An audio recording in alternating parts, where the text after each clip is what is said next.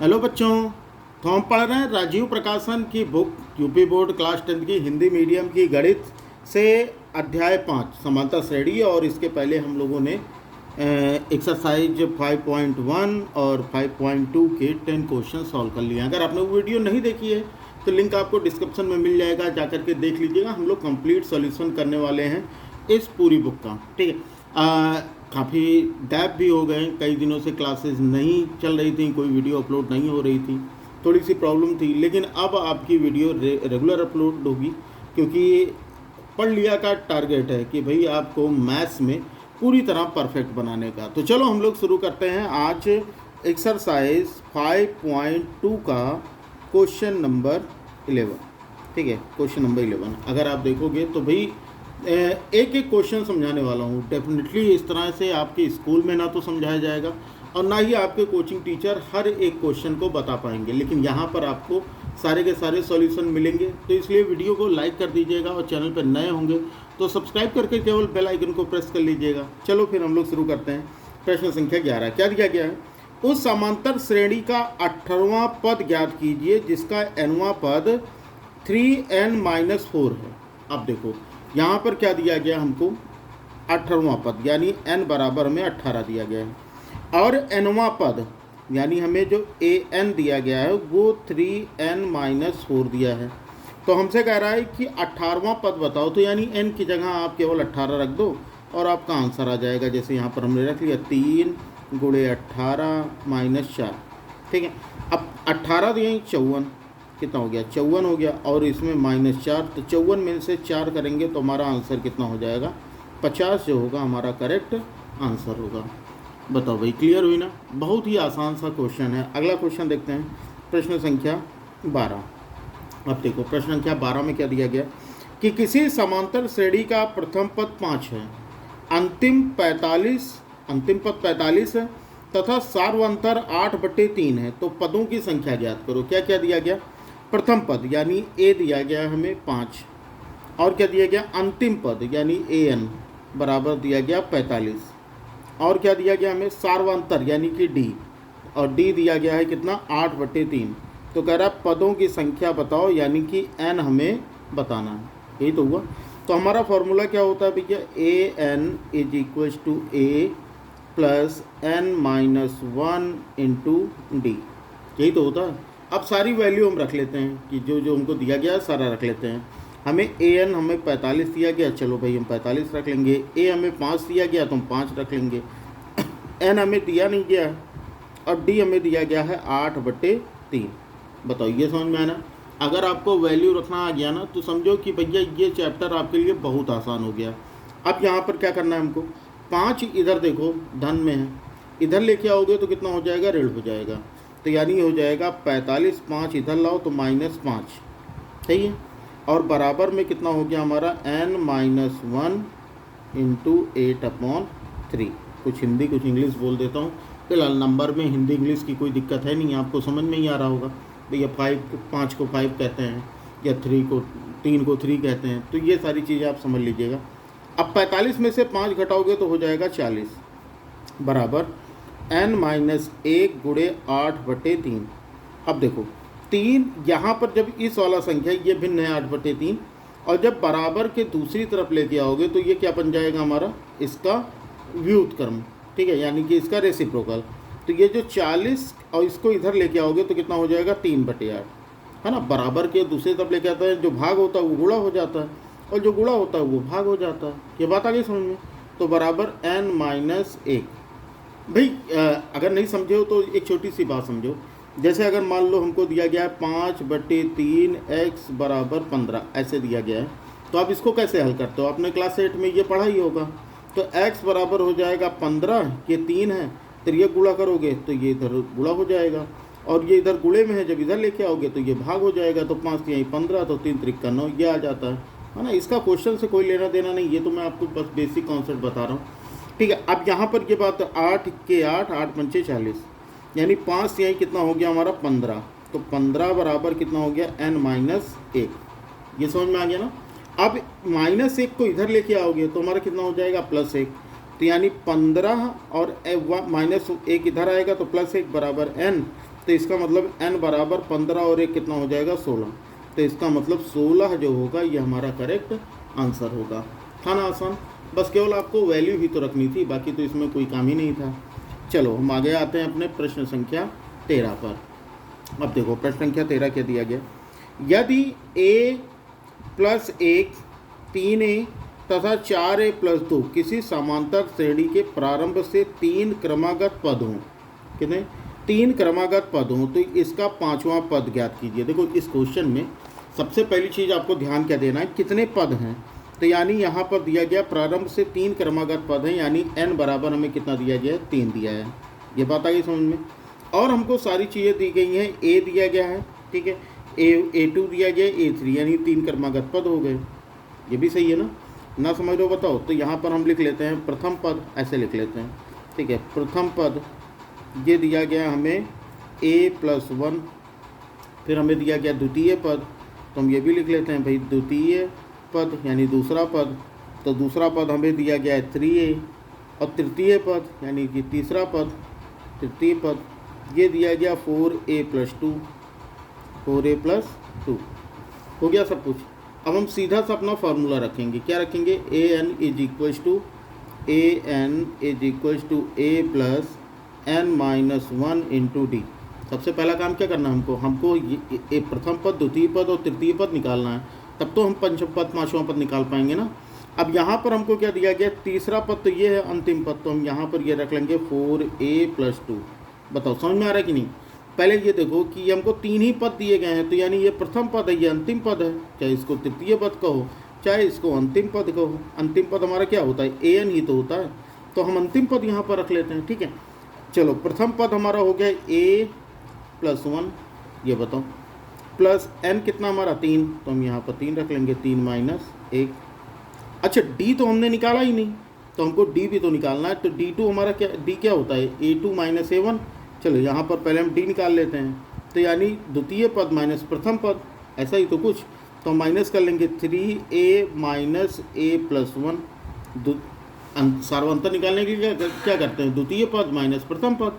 तो यानी यहाँ पर हमारा कितना हो जाएगा, ये हो गया 3a, ये हो गया माइनस a, माइनस प्लस का हो गया माइनस 1। अब यहाँ से हो जाएगा 3a माइनस 1a यानी 2a और माइनस 1, यानी यहाँ से हमारा सर्वांतर मिल गया। ये समझ में आ गया ना। अब यहाँ पर आप क्या रखोगे, d की जगह पे 2a माइनस 1, बस हो गया आपका काम।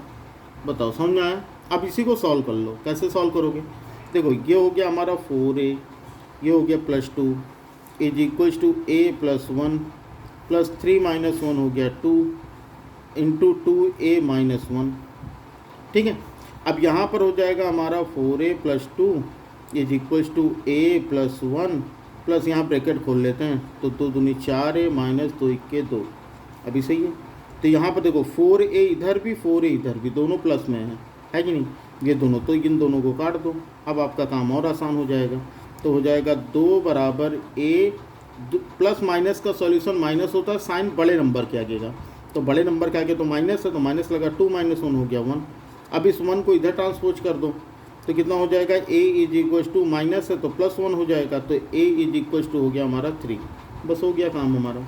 अब हमको यहाँ से प्रथम पद मिल गया, a बराबर, a की जगह पर 3 रखोगे क्योंकि a हमारा 3 आया है, तो 3 प्लस 1 हो गया 4।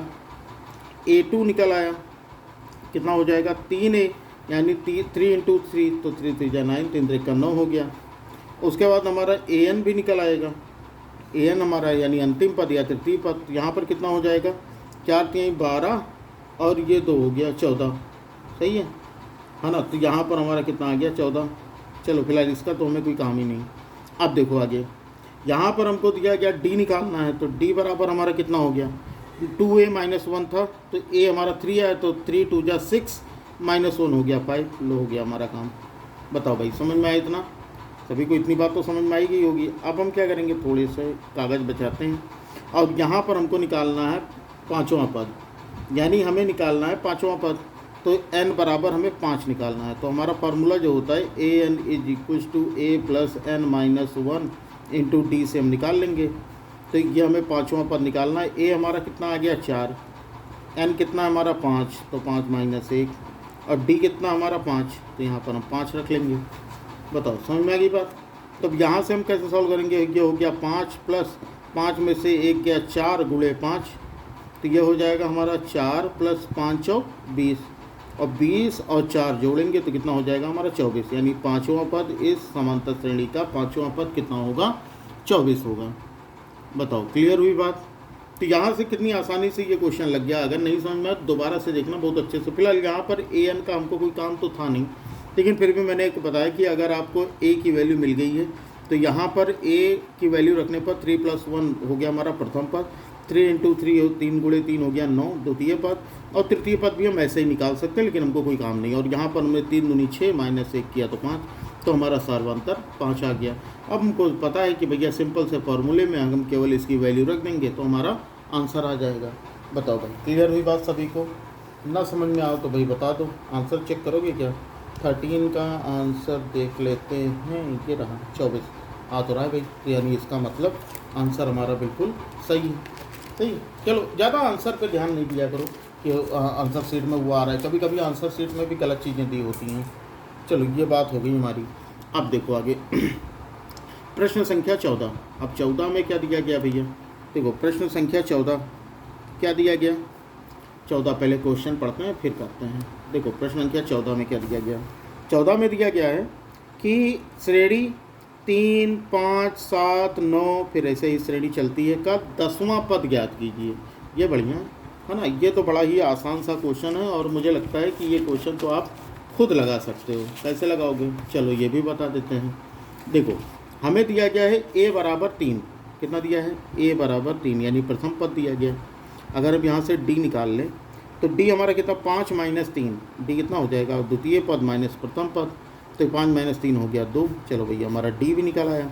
और हमें कितना दिया 10वां पद निकालना है, यानी n बराबर 10। तो हमें क्या निकालना है 10वां पद, यानी an हमें बताना है, an हमें निकालना है। अब तो आसानी से लग जाएगा, सीधा सीधा फार्मूला रखो, an = a + n - 1 × d। तो यहाँ से कितना हो जाएगा हमारा 10वां पद निकालना, तो a हो गया 3, n हो गया 10 - 1 और d हो गया हमारा 2। बस यही सॉल्व कर दो। अब तो हो गया 3 + 10 में से 1 गया 9 गुणे 2, तो कितना हो जाएगा हमारा 3 + 9 दूनी 18, और 18 और 3 हो गया 21, तो 21 से होगा हमारा करेक्ट आंसर होगा। बताओ भाई समझ में आ गई बात। आगे बढ़ते हैं। चलो प्रश्न संख्या 15 देखते हैं। अब प्रश्न संख्या 15 में क्या दिया गया। प्रश्न संख्या 15 देखो यूपी 2020 MJ सेट में आया हुआ, MZ सेट में आया हुआ क्वेश्चन है।